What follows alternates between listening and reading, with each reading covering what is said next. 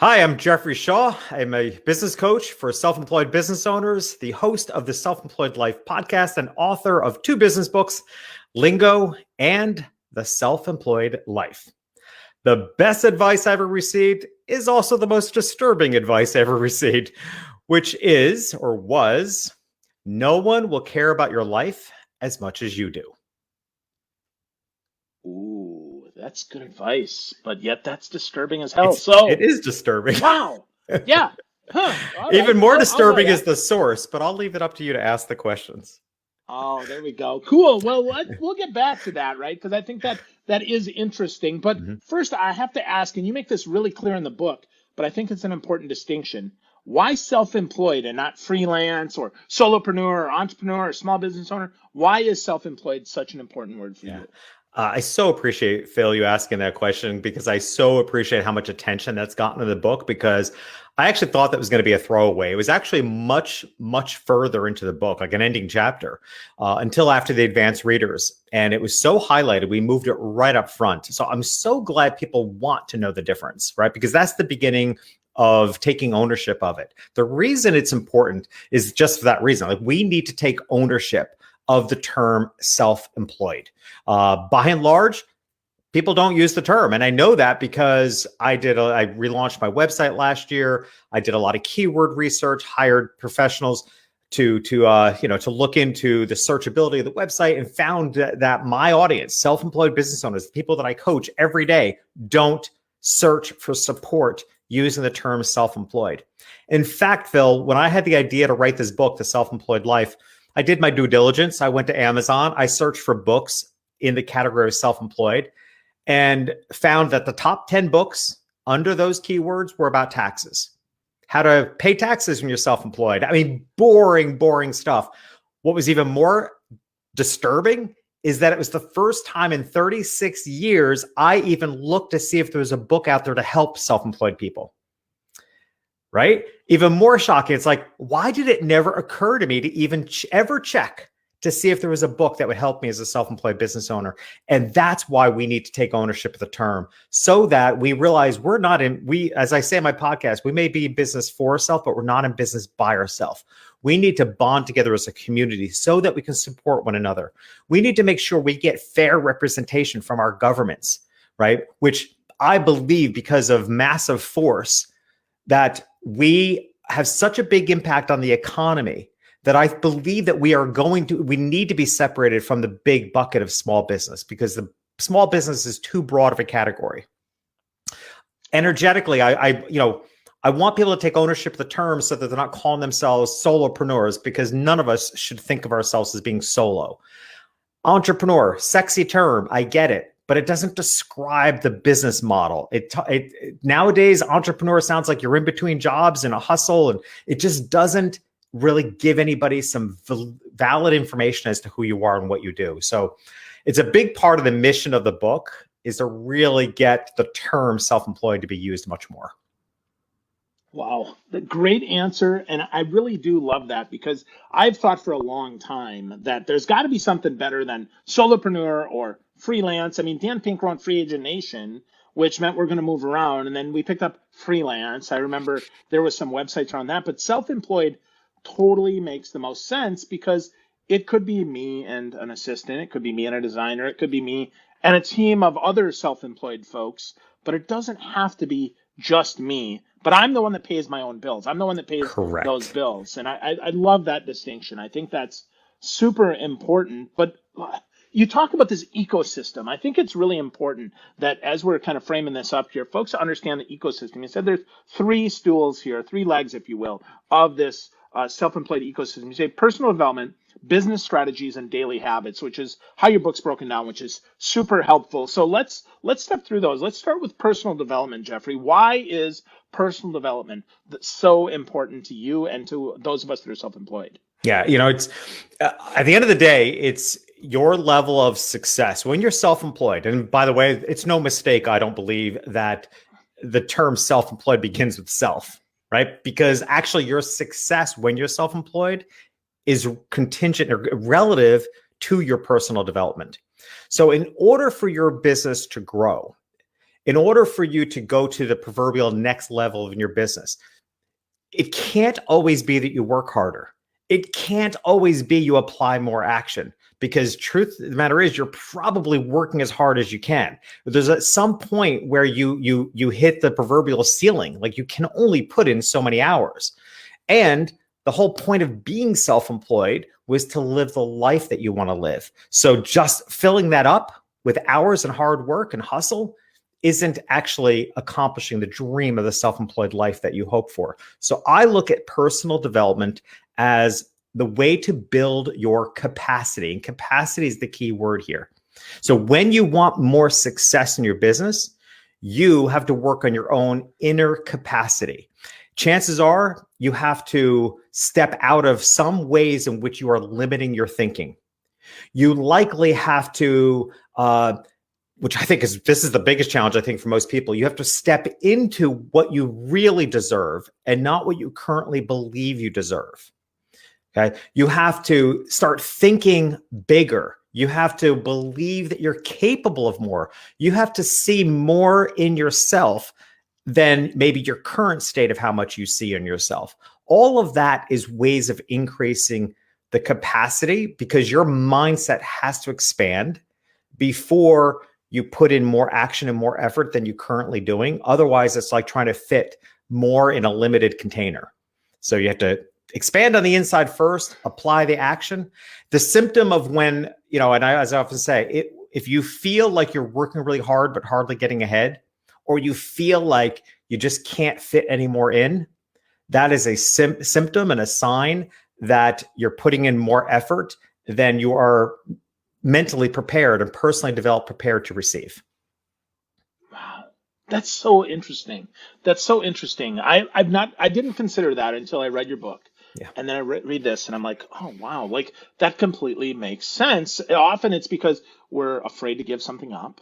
Mm-hmm. We're afraid to share, right? We do feel so low, and we have to expand our mind to recognize that it really is together, even though together might not be with an employee or a hired on team. So I really dig that, Jeffrey. That's an awesome point. So personal development makes so much sense. Stepping into what we really deserve, not just what we think we deserve, is great. Mm-hmm. Now let's go on to step 2 here, or part 2, I guess, not step 2 necessarily, although I probably would say it is step 2 based on what you just said, and that is business strategies. Let's talk a little bit about some of those business strategies and the business places that we need to be and maybe not be. Yeah. And it's definitely the meatiest part of the book, because we love the work, and I'm every bit as much. I love applying strategy. I love being in action.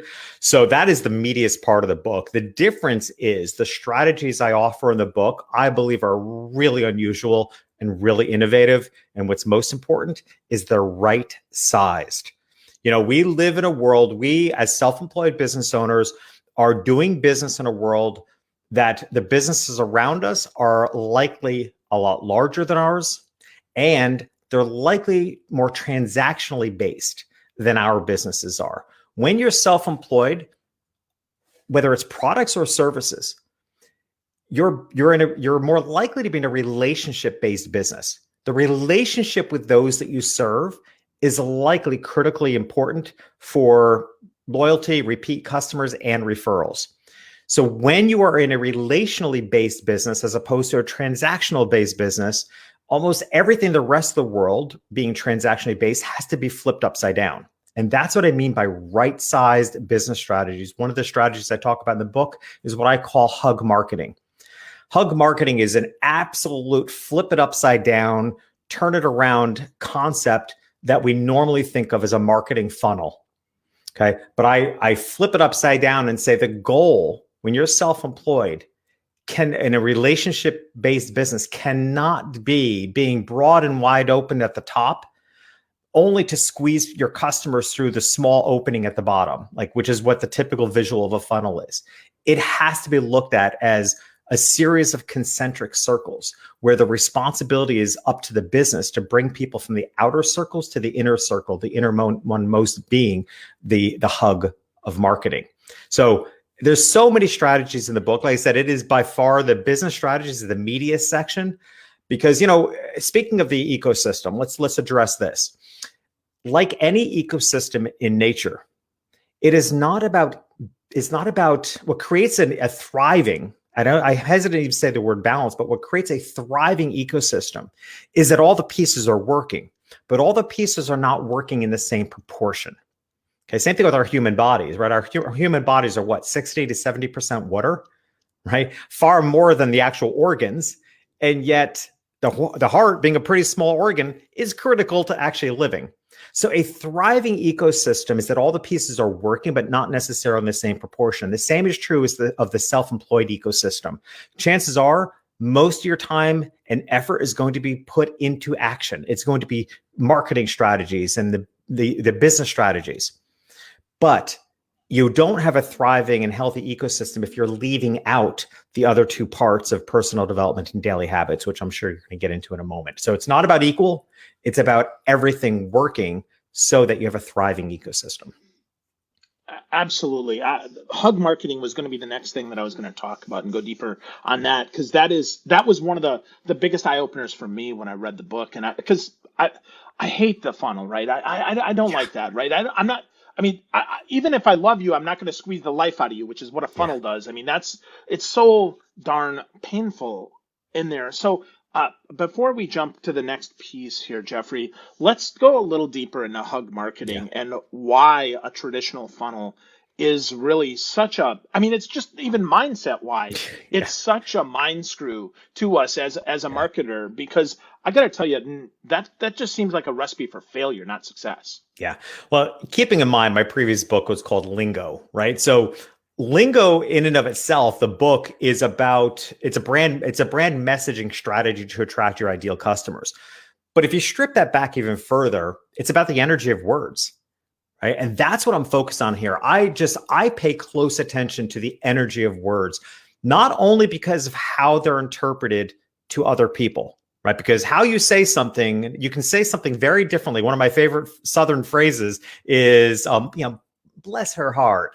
It's how it's said that has the most impact.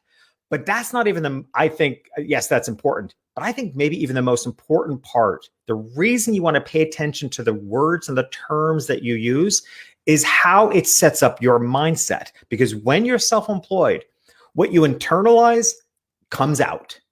And if you think of your customers as a target audience, if you think of them as a target, if you think of them as with the energy of a marketing funnel where you're loving and open-minded at the top, but you squeeze them through a hole. If you are internalizing these things by using typical marketing terms, that's exactly the energy by which people are going to receive it. And we can't afford that when we're self-employed, because we need every customer to matter. We go into business for ourselves. Again, the smallest of businesses, wanting to actually have direct impact with the people whose lives we want to change, whether it's with a service or a product, right? We want to have direct impact on some people's lives. The problem is we have to untrain ourselves from the bad energy of a lot of typical terms that are used in business, because I just don't know how you can look at your customers as a target audience and energetically them not feel like they're being targeted, right? So for example, in my business, we don't even use the word marketing, because that is always followed up by marketing to or marketing at. You're always marketing at somebody or marketing to an audience. What I flip it upside down, and I use the term enrolling, right? So I don't have a marketing plan in my business. I have an enrolling plan. What is my plan to energetically enroll people into my business? The goal is the same. The goal is to gain clients. That's the practical reality of being in business. But energetically, how you go, I feel a lot better about who I am as a person and how I feel like I treat my prospective customers when I think about it's my job to compel them and enroll them into hiring me, not that they're a target.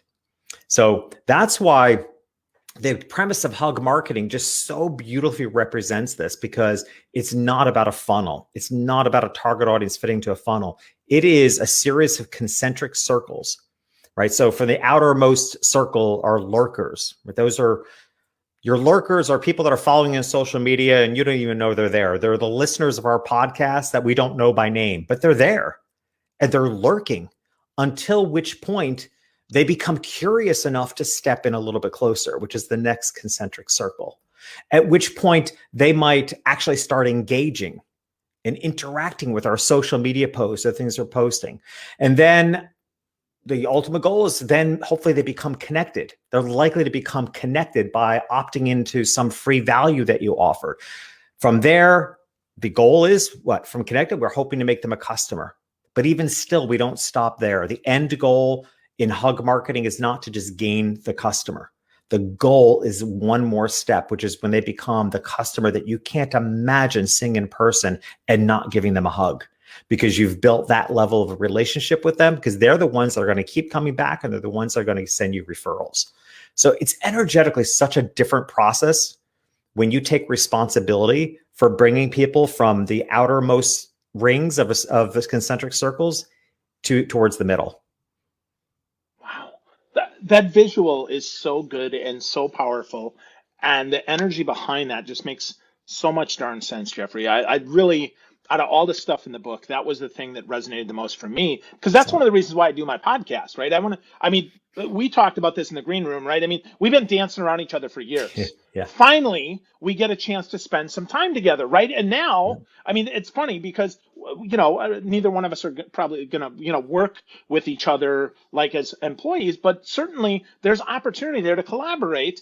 But until we get close enough to actually collide and hug, if you will, virtually or in person, now we can't, there's nothing there. So I really, really dig that, man. That's really good. And I want to point out the reason that resonates for you is because you're that person. Like, I can't wait to see you in person and we're past all this and you and I could give each other a hug, because I got news for you. You must give a hell of a hug. I mean, you just seem like a bear hug kind of guy, right? Absolutely. So yeah, I can see that. That's the hug I want. And that's why hug marketing resonates for you. The reality is most people that go into business for themselves are like us. Most people that go into business for themselves are not hard ass, crass, don't give a crap about people. That's not who self-employed people are. Self-employed people, I believe self-employed people have been craving a way to do business that's aligned with their heart. And we go into business and feel like we have to just deal with the way business is done, until we find out things like hug marketing and the things that I teach, which is you can be in business and you need to be in business. I actually think the world is craving doing business with people like us now. Right. So this is a way of being in business. I think it feels natural for self-employed business owners. Yeah, for sure. Well, now more than ever, because a hug offers you the chance to pause, to listen, and to offer a little bit of humanity in a world that often feels really, really tough. I mean, and really lonely. I mean, freelancing, feel just by design, it's like, well, I did a job and now I'm done and there's nothing left. I feel like, that's the gig economy, and I'll tell you right now, Jeffrey, I have no interest in that, but I certainly have interest in being self-employed. And that's so interesting that you talk about that. Before we get into daily habits, I want to pop in because you answered this beautifully in the book about this group here. But Jennifer Leake wants to know, what do you think about NACE, right? The National Association of Self-Employed. So talk to us a little bit about that, and then we're going to move into daily habits. Oh my gosh. So I've interviewed Keith Hall, the CEO, on my podcast. And also I did a video interview with Katie Valestra, who is NACE's liaison to Washington, D.C. I want her job. Actually, I don't want a job because I want to be self-employed, but I do want to be politically a lot more involved, which is why I look at myself more as an advocate, as a leader, because I really would like to get more involved in the politics to protect self-employed business owners. How I feel about this, here's the thing that really stood out to me. When I interviewed Keith Hall, I'd said to him, and this was just last year, and I said to Keith, how is it I've been in business, self-employed for 36 years, and I'm just now finding out about this organization? Like, love you all. You're doing a great job, but you're one of the most poorest marketed organizations out there. Like, how is it I've been self-employed for 36 years and didn't even know it existed? That's a problem. Like, I wish they did a better job. And that's why I talk about them a lot in the book and I offer them as a resource.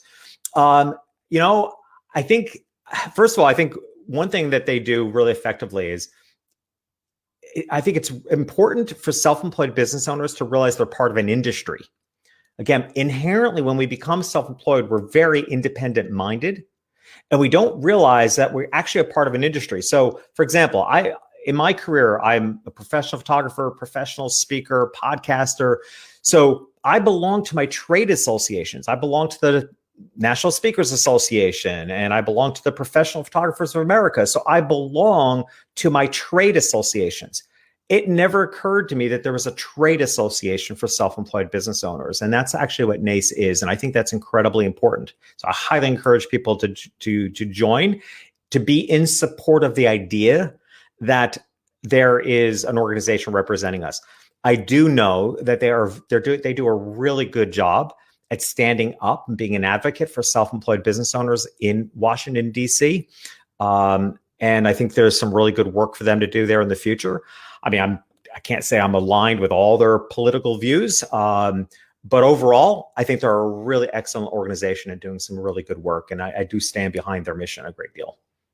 Cool. Yeah, NACE.org, NASE.org is where you can find them. Jeffrey talks about these a lot in his fantastic book, The Self-Employed Life, which I love. So, Jeffrey, we're going to talk about daily habits, and I think this dovetails nicely into a question that Jay Cunnington asked. He says, how can it, meaning business, life, whatever, be a roller coaster? Not every day can be a good day. And Yeah. Sure, absolutely that's true, but we can make it a smoother roller coaster. So talk to us how we do that with our daily habits, Jeffrey, because I think that's a great tie-in. Yeah, 100%, Jay. In fact, I'm a big fan of saying, phew, that was a rough hour, because the next hour might be entirely different.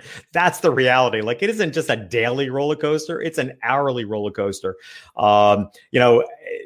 It's a Monday that we're having this conversation, and I actually plan on doing a podcast myself about this, because one of the ways I solve that is I used to create for myself Money Mondays, I used to call them. So I only pay bills on Mondays.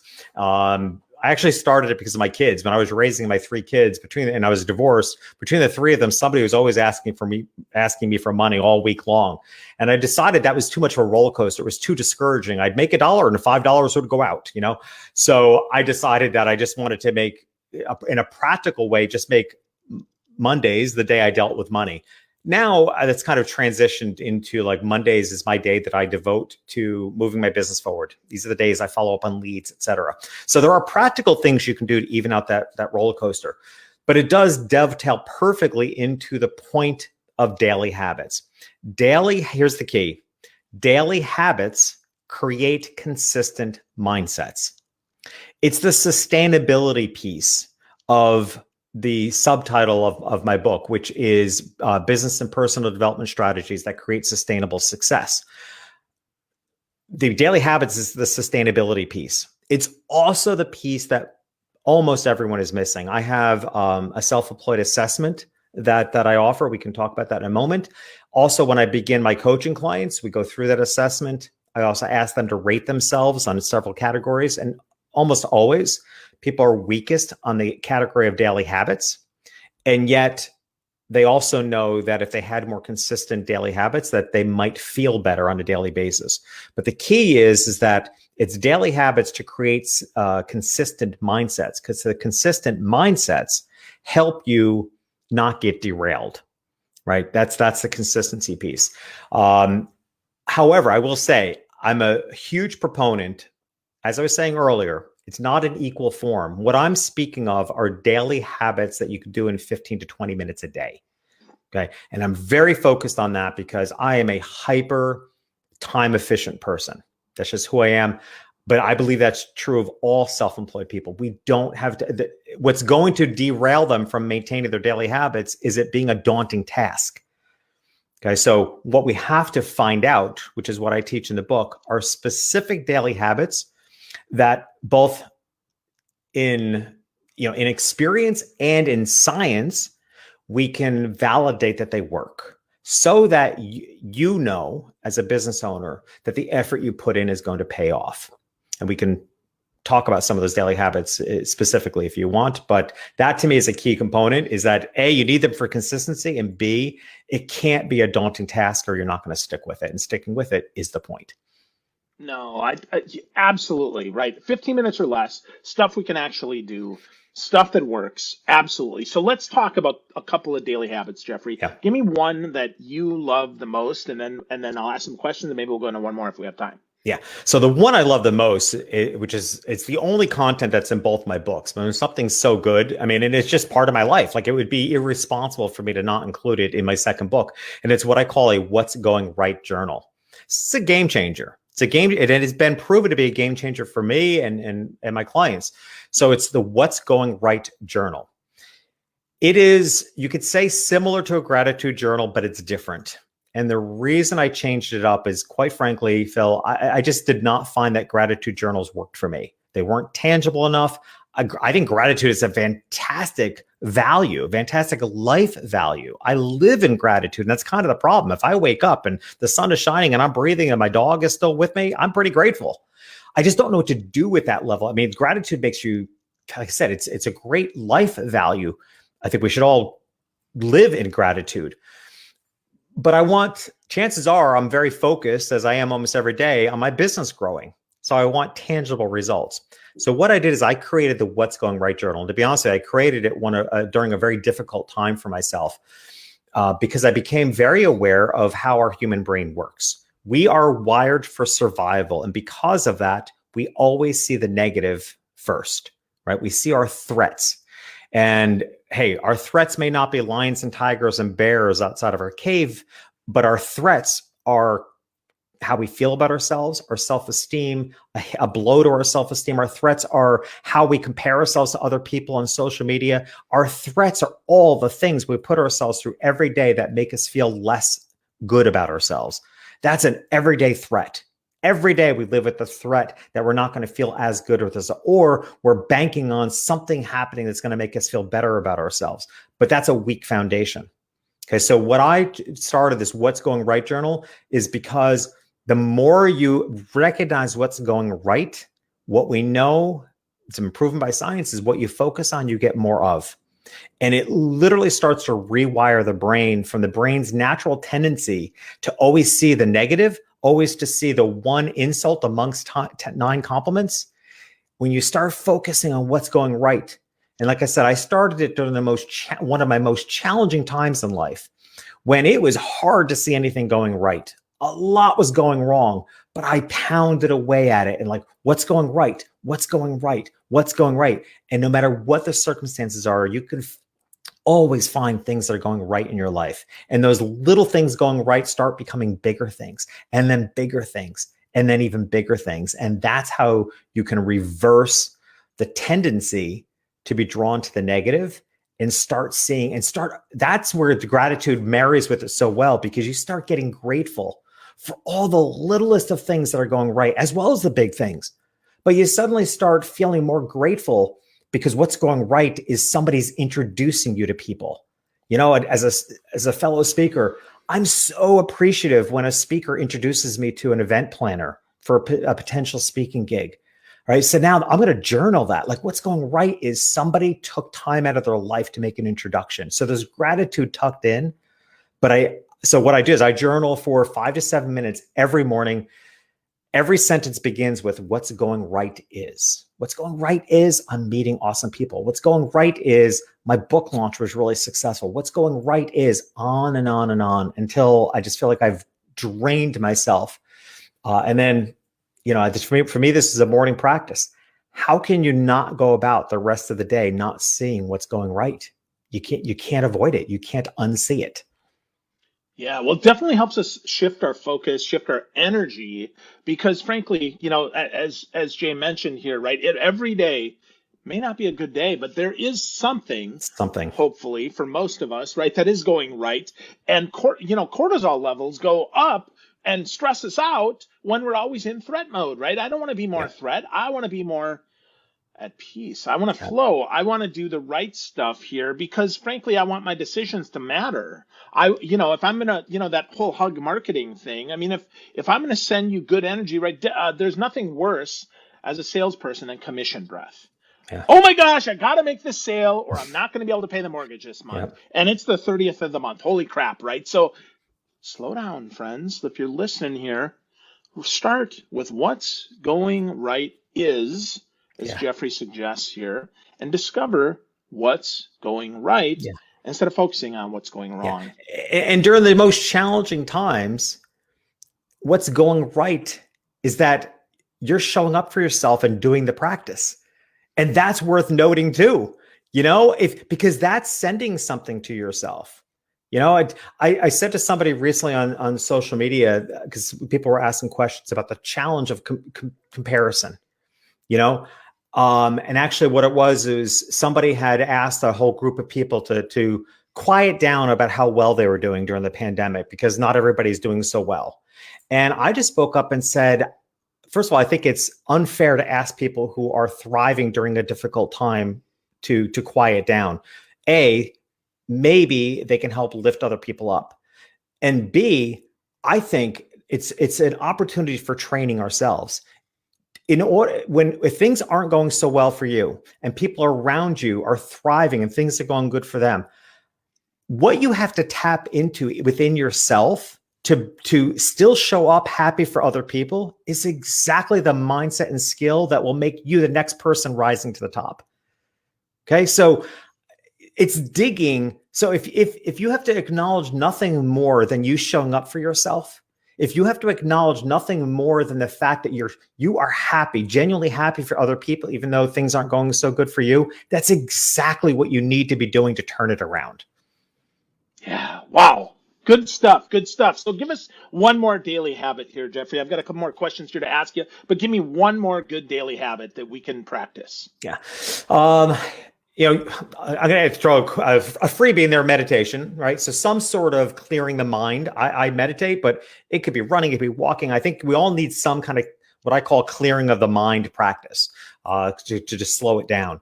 But the one that I think has a tangible result is how to set your intentions.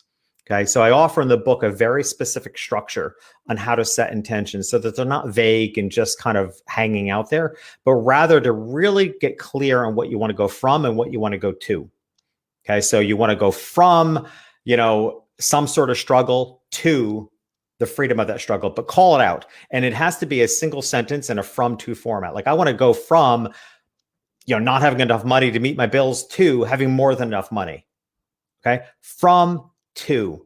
Very effective when it comes to setting intentions, and then of course affirming those intentions by playing them over and over again in your head. So I'm very I actually do part of my practice on Mondays, which again I used to refer to as Money Mondays. I still call them Money Mondays, but it's not so much about paying bills. Now it's about moving the business forward. But I do every week an intention evaluation, where I'm very clear on the intentional outcomes I want from action steps I'm taking. Like when I was doing my book launch, I was very clear on what's the intention. I did a 2-day summit. There was the book launch. I try to be very clear, and I'll write it out. Like, what's my intention in taking this action? And while that action is in place, every Monday, I have a summary of all my current intentions. And every Monday, I just do an intention evaluation just to kind of step into, am I holding the intention of what I want to go from and what I want to go to? So again, very specific, not time-consuming action for what I think is a very big life-changing result. Yeah, well, specificity helps us move forward. I think a Yeah. lot of times we are vague as self-employed folks. We get so caught up in the big picture Yeah. that we forget about the little picture, and we end up running the wrong direction, or just running, and then we're like, well, I missed step 3, 4, and 5, and therefore I don't have this. So talk to me a little bit about systems, Jeffrey, because I find that systems are where a lot of self-employed folks fall down, whether they're a sales system, a marketing system, or even just a business system for getting paid. Yeah. And I think I would suggest that there's two ways of looking at systems, right? There's the practical systems, right? So CRMs, online schedulers, I'm all for all that. And we also want as many things as possible to be systematic and to be automated. My suggestion there is to choose systems, particularly technology, for the business to come, not for the business you currently have.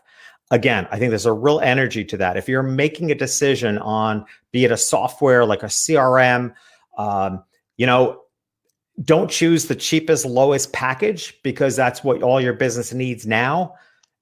Step it up at least a notch so that you can hold the energy and space that you have a system for the business to come. Because I think, and again, you also just want to be prepared. It's really hard to catch up. I coach a lot of people transitioning from corporate life to self-employed life. People that have been in the corporate world and they want to do more purposeful work, start their own business. And I coach a lot of people in that transitional practice. And if they're able to, they'll have a good 6 months to a year runway where they still have the steady paycheck and we're building out their business. One of the things we work on the most are their systems, right? Because when they have the freedom from the 9 to 5, we don't want their brain focused on setting up systems. We want what they need at that point is to stay focused on getting the work. Okay. So there's a logical way to system it. I think the other way I talk about systems in the book are ways people don't think about. One of the systems, if you will, that I talk about is to strive to be bored. Like, we don't think of that as a system, but it's very much a system. And what I mean by that is because there's so many demands on our self-employed businesses, we want to strive to be bored. What can you delegate? What can you automate? What can you get rid of? Right? The reason is that you want to create space for business expansion. Business expansion can't happen when it's already full. And I'll prove this to you. It's amazing to me how many clients reach out to me to gain my support as their coach to help their business grow. And yet in the beginning, every phone call that we're getting on, they're expressing that they're overwhelmed. They're feeling stressed out. Maybe they haven't gone to the work that we're working on. They haven't gotten around to it because so many other things came up. And at some point, I'll have to point out to them, to see the irony here. You've hired me. You've invested in my services to expand your business, but you're also acting like you don't have room for more business. Okay, so I would even challenge people to think about, what does it mean every time you say, I don't have time? Every time you say you don't have time, you're saying you don't have space. You don't have room for more. Okay. You may be saying no to something or denying something. I think the right way to answer is, I choose to not make that important right now, right? So that you're prioritizing. But again, the energy of words, every time you say to yourself, I don't have enough time. I don't have enough time to get that done. Every time you say, I don't have enough, your brain is hearing, I don't have enough. And you're going to see more of that than what's going right. So I think there are systems, as everything, you can probably tell the way I approach is both a very logical and a very, more experiential way to look at things. And I think that's part of being self-employed. I mean, being self-employed is not written in a manual somewhere. My book is the closest there has ever been to a manual for self-employed, and that's intentional. But the fact of the matter is, it's something we live and it's something we experience, right? So we can talk about systems in the logical sense, but we also have to talk about systems in a way that it's more experiential. Like, the experience of being self-employed and striving to be bored means you're opening up space for more business, and that's important. Yeah. Wow. Wow, that is important, right? We have to open ourselves up to more if we want to grow, if we want more. We have to stop saying we don't have enough and find ways to make the space, the margin, if we will, to be more of what we want. I love that, Jeffrey. That's super powerful. I think that's a great place here to start. But for those folks that are just listening here at the end or thinking, oh, let's tie that up in a bow. You talked about a lot of stuff today. Hug marketing. We talked about, the 3 different pillars there: personal development, business strategies, and daily habits. We talked a lot about energy, about so much systems and all this stuff. But Jeffrey, if folks were to get started, obviously they should go to your website. They should go and get a copy of The Self-Employed Life at theselfemployedlife.me. But how would they get started beyond just picking up a copy of your book? Yeah. So, and this is probably almost going to tell you probably get a sense that I'm a very inward focused person. Like I said, I turn to personal development in order to make business strategy. And yet my answer to that question is going to be far more logical than you might expect. Is whatever your business idea is, it's got to be marketable. I mean, to be honest, I think almost everything's marketable, but you have to be clear on whom you're building that for. And that's what makes it marketable. When I start work with a client, what I'm always looking for is what is the intersection between what's meaningful to them and what's marketable in the world.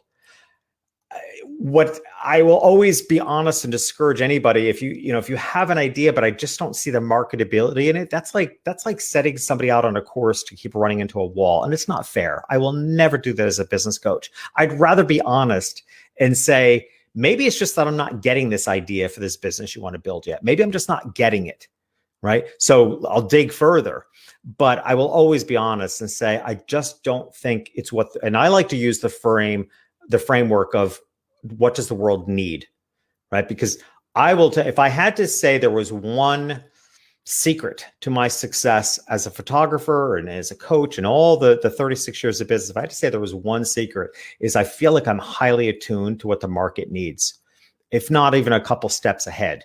As a photographer, I worked with the most affluent people in the country, and yet people I always thought were like way ahead of me. They certainly were way ahead of me financially. They were very evolved.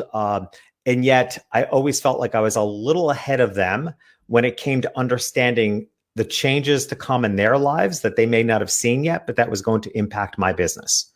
So I try to stay very highly attuned. That's why, honestly, I manage crises very well. The pandemic and lockdown, I like to think of it as kind of being my third rodeo, having been through 9/11, the Great Recession. I even went into this crisis with even more, more capacity and preparedness for it because I understand how they go. And I look at it and say, well, I can get a sense of how the world is going to look differently at the end of all this. And I can help businesses be prepared for that difference, because every time there's a crisis, while so many procedures have changed in the world, the biggest change on the tail end of a crisis are people's values. That's always the biggest change. It was true after 9/11, true after the recession. When people's values shift, everything that they thought used to be important may not be important anymore. And what wasn't important to them a year ago is important to them now. That can have major impact on business and markets. So we must always ask ourselves, what does the world want now? And it may be that what you're currently doing can be pivoted to fit into that. Maybe there's a whole other business opportunity. Who would have thought what the world needed was hand sanitizer a year and a half ago, right? Who would have thought that would be like a best-selling item, or toilet paper for that matter? I'm still not sure I understood what that was all about. But, that's a fundamental question, is what does the world want now? And that, if you could be highly sensitive to that, you can see opportunities that may not be obvious, but you also can address what you may need to change in order to stay relevant. Combined, it's really answering the question of whether what your idea is or whether what you're doing is marketable, because the only thing that's marketable is what the world needs. You can think you have the greatest widget in the world, but if the world doesn't see value in it, it's not going to sell. Yeah, well, you said that right at the beginning there, the intersection of what's meaningful to you so that you can get energy from that, but also what's marketable in the world. What does the world need right now? And right now, I'd encourage folks to go get a copy of The Self-Employed Life. It's fantastic. You can get it at the selfemployedlife.me. You can get to know Jeffrey there. You can go to jeffreyshaw.com and get to know Jeffrey. And of course, I would be remiss if I didn't say, hey, listen to Jeffrey's podcast, The Self-Employed Life. It's fantastic. It's full of great interviews with smart, self-employed folks like him. So grateful for the time, Jeffrey, and thank you everyone for watching, for listening, and being part of our journey here towards the self-employed life.